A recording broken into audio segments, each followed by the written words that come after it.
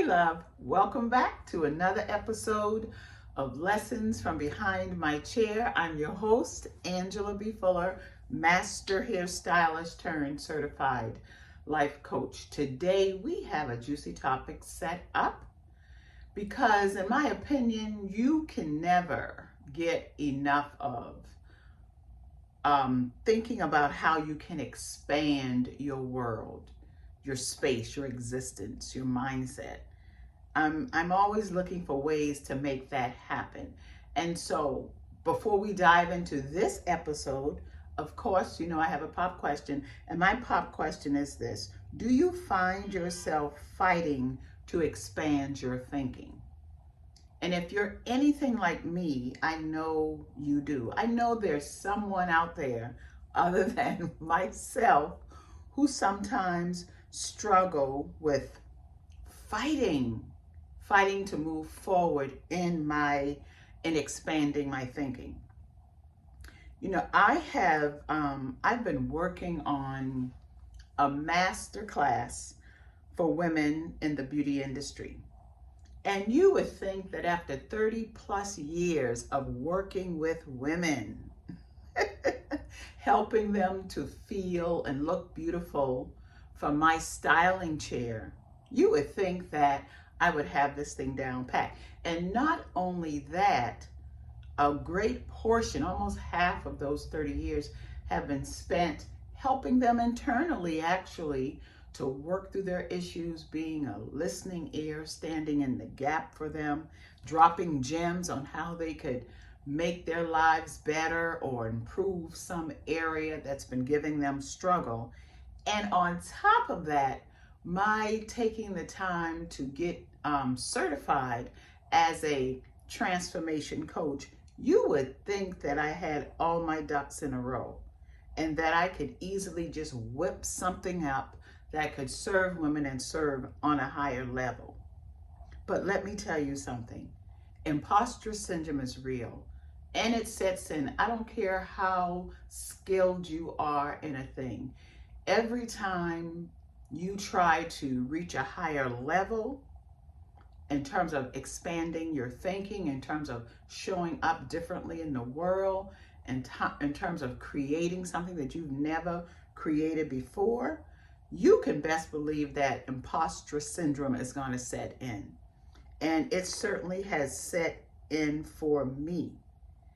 And so I found myself having to use all my teachings on myself to help keep me in alignment with developing my master class for women in the beauty industry. I remember quick story. I remember about 7 years ago, I took a course, a personal development course that was designed to help me put on, finding my passion, designed to level my thinking, designed to get me started in the direction of putting on seminars or workshops to help women to find their passion, their niche. And it was a fabulous class that I thoroughly enjoyed. Jade Simmons, I took a course from her that really expanded my mind. Her course helped to move me forward in where I am today. So shout out to Jade Simmons for doing that for me. And so during that time, she instructed me to create a seminar based on her teachings, create a seminar that would allow me to exercise what she had taught me. And I'm gonna tell y'all something. The first time putting on that seminar, I knew I had the skill set, I had the tools, but I froze in terms of my belief in myself to execute on a high level. I felt like there were so many other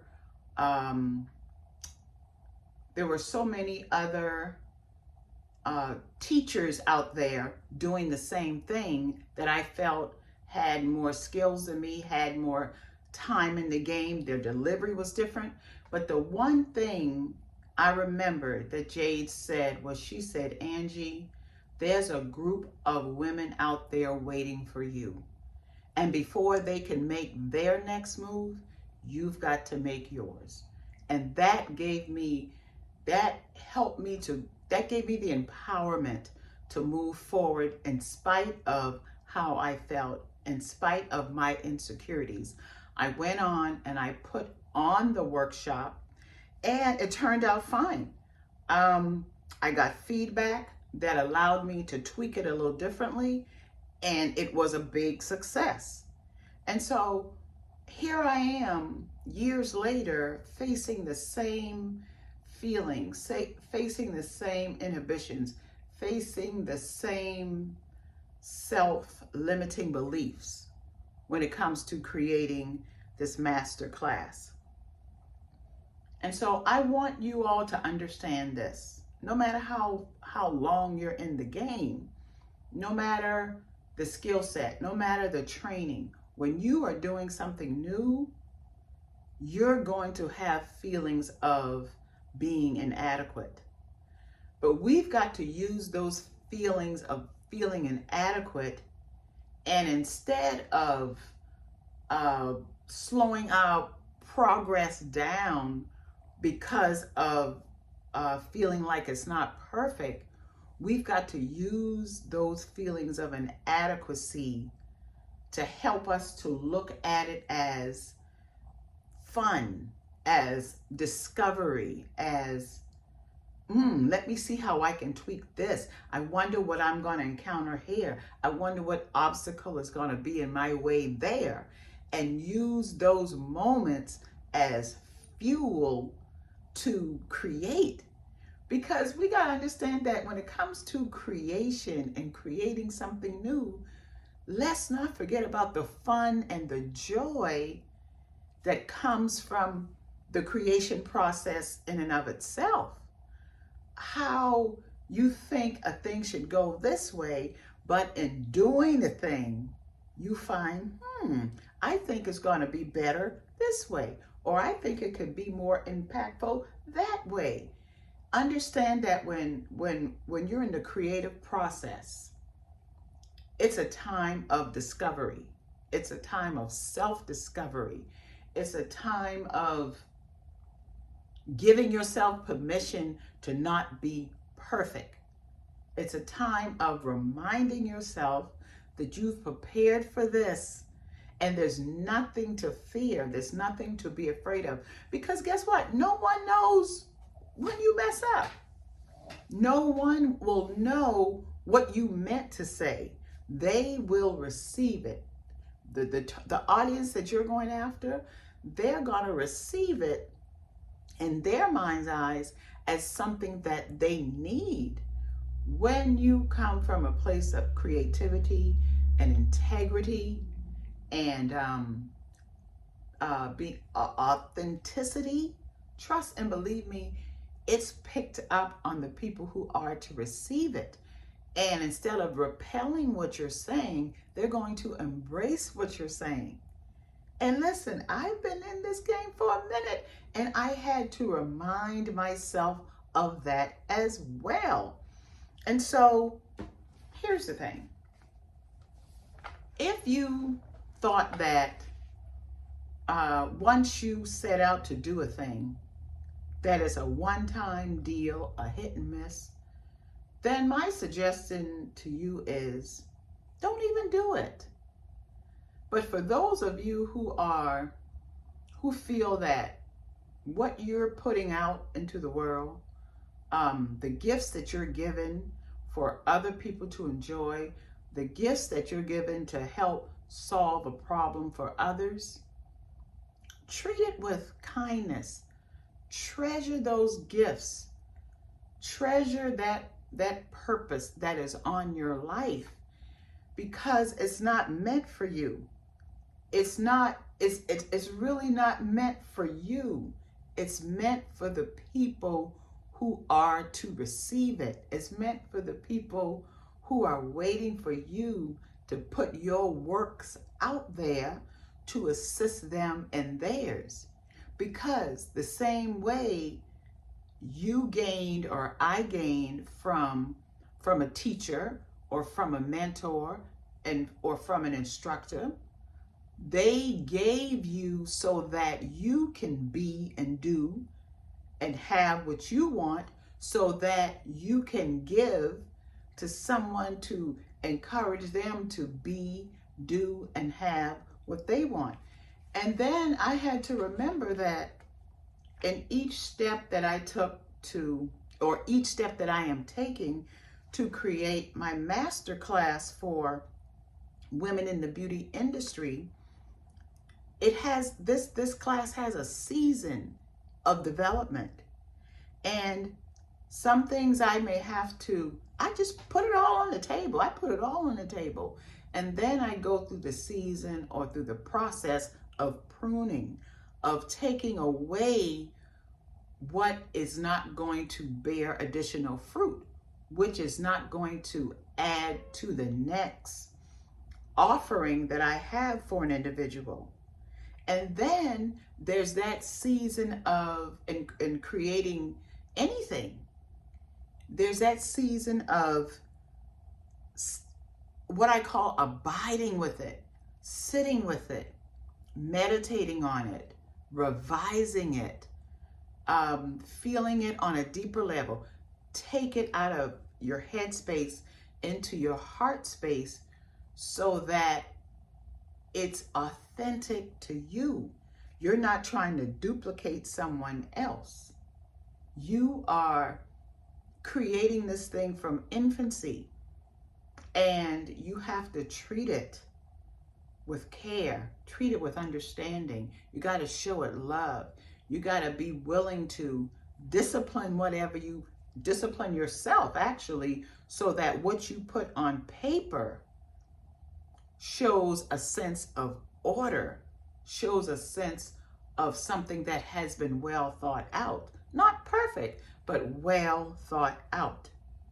And then we've got to be very mindful.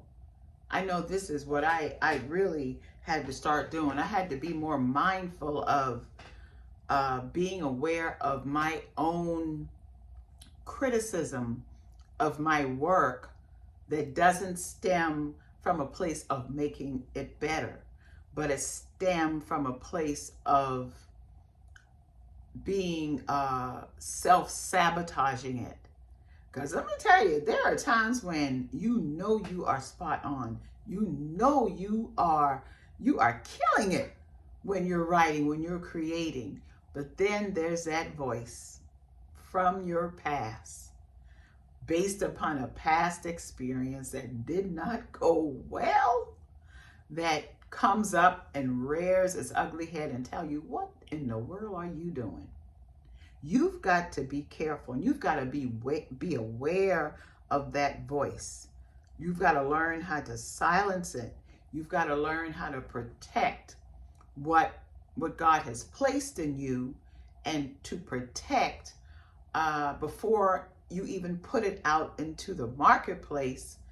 It's like you put a protection over it so that when it does reach the marketplace, at the same time, you're also protecting the people that would receive it. Because I believe that the spirit in which you produce a thing, what's the word I'm looking for? The resonance that you produce a thing is what's going to show up in that thing. It's going to show up in what's written. It's going to show up in how you present. And listen, words don't teach. Your vibration, your resonance, your energy, that is what teach. So we've got to be careful not to self-sabotage the thing that we have put so much in that's going to help serve others. And understand this. If you're doing it, it's your season. Being in your season doesn't necessarily mean that you are operating in perfection. Did you hear me? Being in your season does not mean that you are operating in perfection. Being in your season, to me, means that you are honoring what your higher self is calling you to do. And once you get into action, that creates getting closer and closer to having the greatest impact. Impact doesn't have to be huge. Impact can be built upon. You want to create, okay? You want to create because that's how you learn how to make things better. Once you get into action, then you begin to see a pattern of how you can make it better. And then you want to test. Then you want to revise. Then you want to course correct. And then you want to put it out again. And then you want to get feedback. But I can promise you one thing. Each step of your testing gives you more insight, helps a different group of people.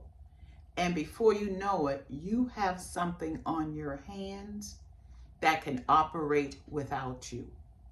And when you get to that point, when you have something in your hands that you've put out to the world and it can operate without you, then you know it's time for you to step up to the next level.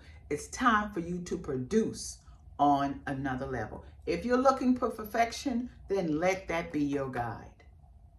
Having revised a thing, having gone through a thing, having put out into the marketplace, having done it again and done it again, and this thing is operating in spite of you, this thing is creating impact in spite of you, that's when you know it's time to climb that next mountain. And so this is where I am. I'm in a season of expanding my thinking. I realize that being behind my styling chair for the past 30 years has prepared me for the very beginning of my next mountain. And y'all, I'm gonna tell y'all, it's a little scary, you know. There's some self-limiting belief that I have to overcome. There's some obstacles that I have to overcome, but you know, it's worth it. I think we all get to a point in our lives where we really and truly look inside ourselves and we ask ourselves, what is next for me? What more do I have to contribute? What is it going to require? And who is it going to require me to become to operate in my next season? And I have to remember the season of hairstyling was scary in the beginning, but now I can do it in my sleep. I can do it in my eyes closed. And let me with my eyes closed.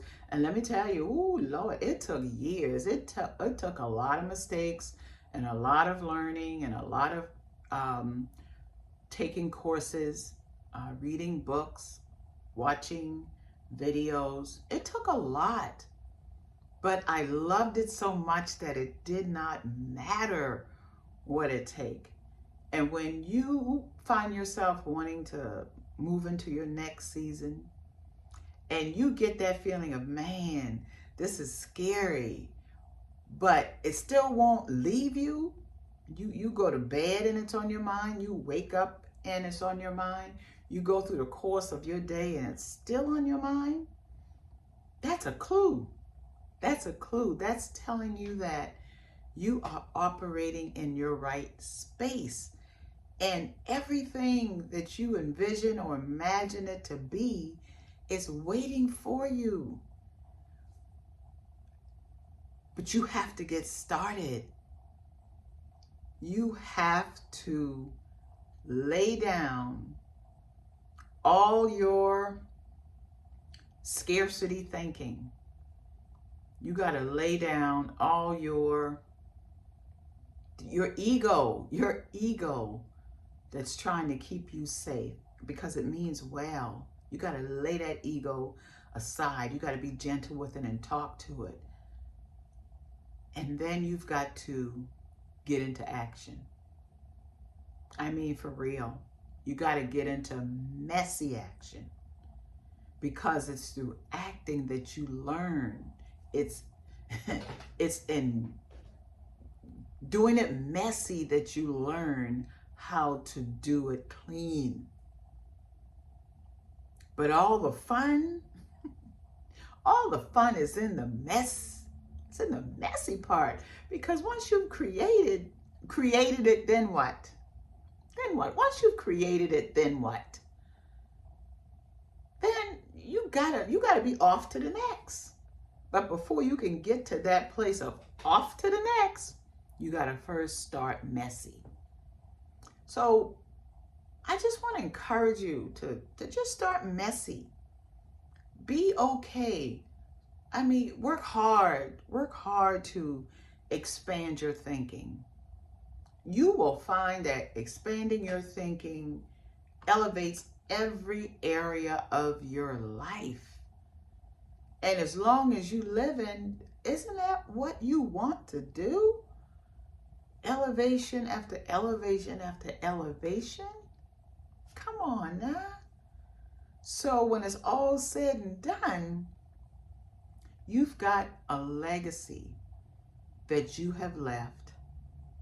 You know, you've got a legacy that you have left that people, loved ones, friends, strangers can learn from and can grow from.